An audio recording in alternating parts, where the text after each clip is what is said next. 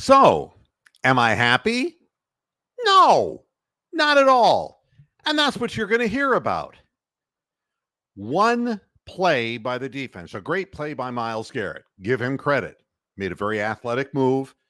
And Rodney McLeod, who gave up the touchdown in essence, allowing Emerson to be on one-on-one coverage and picking his ass on that play, picked the ball up and ran it in. That's the only good news for the Cleveland Browns. Here are the facts, though. The absolute facts. Deshaun Watson is missing open receivers downfield because he's incompetent. It's time to move on. And I don't mean to bench him. I mean permanently bench him and get rid of him because the vibe is just bad. The players are lining up on the wrong side at the line of scrimmage. I mean, and he's just losing his patience. Watson is missing open men. He missed Njoku down the middle of the field trying to throw a pass to Jerry Jeudy. He decides what pass he's going to throw before he goes through progressions. I'm finished with it. We should all be finished with it. And I'm going to go one step further. You say fire Stefanski, and I'm not going to tell you that he has any answers, because if he had any answers, he'd be playing the quarterback under center and running the football, because that's the only thing they did even remotely decently. All right? This shotgun thing's got to go. It's just got to go. It doesn't fucking work. We don't have the offensive line to make it work. The running game was actually getting holes. The thing is that a guy like Ford, the first play of the game was wide open up the middle, and he gets 3 yards. He sucks. We don't have good running backs. Foreman sucks. We don't have good running backs. But at least there are holes there. Going into the shotgun is immediate death. You know, but I'm going to tell you what the worst thing is. Well, the Browns are coming home next week. Not if I had my way. Jimmy Haslam has done it again. He announces through his talking puppet, Mary Kay Cabbagehead, that, Nick Chubb's going to be back to play. It's next week against the Bengals. Don't you dare miss it. He knows that fans aren't going to come up and watch that game. Fans have given up. Nobody's going to be watching. So what's he do? Oh, didn't you know that Nick Chubb was coming back? You got to come and see Nick Chubb. Jimmy Haslam is an asshole. He's a fucking asshole. He's a fucking thief, and he needs to be led out of Cleveland, even if the football team goes with him. I don't want to support this team anymore. This is totally cynical. Why would you bring him back and time it that way? You know, all this time has been, well, we have no idea. We have no idea when Nick Chubb's coming back. No clue. You know, we have to take it week by week and see. Didn't take week by week this time, did it? No, they're coming back home. And this is revenue. And that's all that Jimmy knows. Jimmy knows his own fucking wallet. And Dee knows her way into his fucking pocket. And there isn't much blocking it between her and the wallet because he's got no fucking dick. I hate him. I despise him. I wish he would take this football team out of Cleveland. I am a day off of cheering for the Guardians, the lowly Guardians, for God's sakes, the team with the low payroll. And this is what I'm stuck doing on Sundays. Talking to you folks, which I enjoy doing, but about a team that has an endless payroll and can never get it right. Take this Mickey Mouse organization out of here. This is not professional sports. And I know what people will say, well, what are we going to do in Cleveland? You want to know what you do? You might get some respect for once in your fucking lives. I moved back into this area, and it's clearer than ever how much shit this community takes. The Guardians beat the Tigers to have to go into the den of iniquity to play the New York Yankees. And the Yankees will get every call because there's no respect for Cleveland athletics, but they got there. And what did the headline say? The Guardians slip in. The Guardians find their way in. I just don't. It just disgusts me. And when you put a product like the Browns out on the field like this, and it's Mickey Mouse, that's all it is. You saw what Fox ran as a promo of a Cleveland fan waking up to a dream that Baker Mayfield was still the quarterback. This is on Fox, the network you're watching this game on.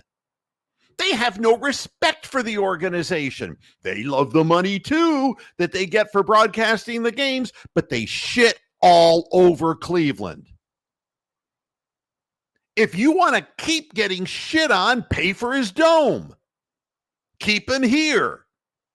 Don't go to the stadium. To me, it's unbelievable. The Guardians had tickets for sale to their game, and they won in front of their home crowd. If everybody hates him so much, why are they enabling him?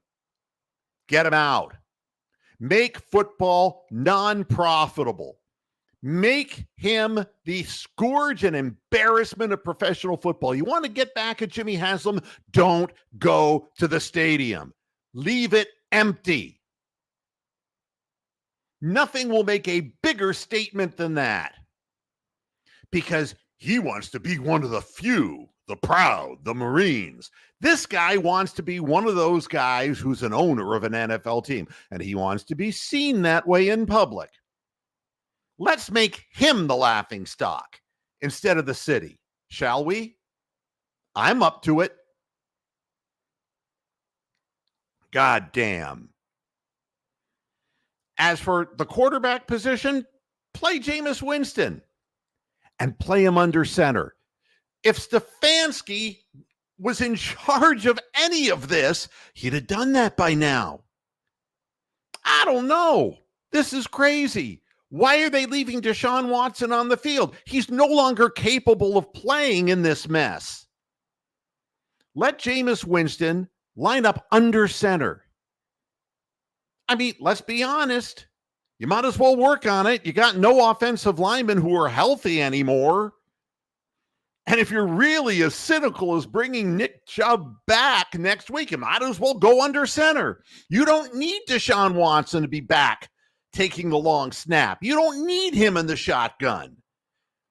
The receivers aren't open anyway. And if they were and they had half a step, Deshaun Watson underthrows the ball by 1.5 yards. He sucks. He's no good anymore. He's worthless. And you paid him $230 million. I don't care about what he did in hotel rooms. I don't care. He's a professional athlete, and I care about what he does on the field. And he sucks. He's no longer any good. He can't play the game anymore. I just can't say it any more clearly. And Jameis Winston can't be worse. He can't be.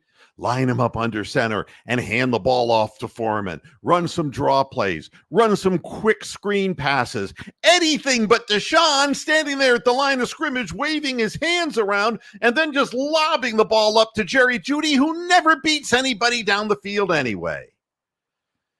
How do you miss David Njoku when he's been injured all this week? And you saw how disgusted Njoku was. Nobody wants Deshaun Watson.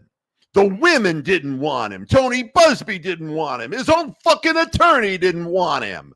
The Houston Texans didn't want him. Nobody wants him. And if you get rid of him and bench him permanently, nobody else is going to want him. Right? Everybody's so afraid. But what if he came back and he was really good again? Well, then you'd be exposed for being the clowns that you are in the front office because you didn't come up with any offensive concept. This is not an offensive concept, folks. There is no rhyme or reason as to what they're doing. Really. It's just insane. And Watson goes back to throw.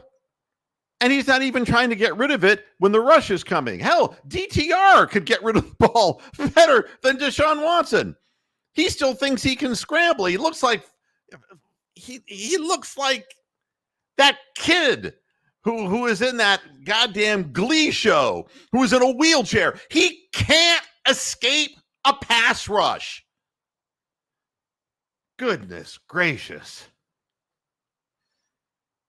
And I've tried to give Deshaun Watson every bit of a chance. More than anybody else in Northeast Ohio. More. This show has actually said, let's give him a chance. Well, I'm sick of him now. He can't get it done. The decisions are poor. The calls are poor. The offense is poor. It's set up for a man who can't play the game anymore. And if they had any stones whatsoever, they put Jameis Winston in. If they had any manhood, if they had penises, they would put him in the game. That's what your halftime show is today. I hope it clarifies my position. I'll be back again after the game, and you'll be hearing more of this. But it is entertaining now, isn't it? Thanks a lot for tuning in. We're going to check out the second half of this shit, and I'll see you after the game. Until then, hasta la vista, Pastor Heads. Bye-bye.